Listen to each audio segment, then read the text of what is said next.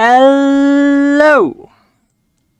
So, in this one I'm going to be focusing on camera control. I'm going to go through a few different things that you can do to control the camera, because I've noticed this is an issue that a lot of people have.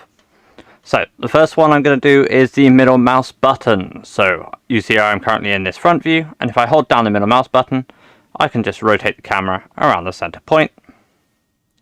I can also go up and down. Yes, you can do a full 360. You can also, with the middle mouse button, by pushing it in and pulling it out with the scroll wheel, zoom in and out. That's your basic navigation. Next up, if I were to hold shift down and then hold middle mouse button, I will now pan left and right, up and down. Like so. If I were to hold control down and move the middle mouse button in and out, it will zoom in and out.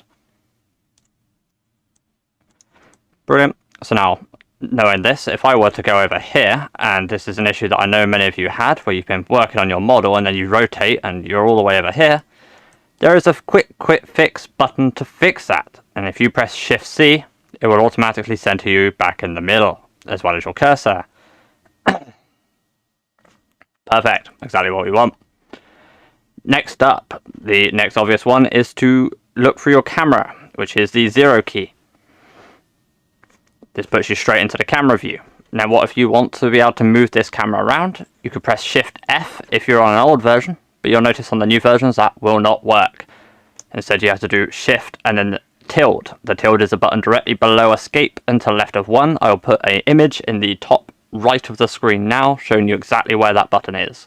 So it's Shift and then tilde. You will see it, you get a little crosshair in the middle. You can then go left with A, right with D, forward with W, back with S. You can go down with Q and up with E. You can also look around with the mouse button.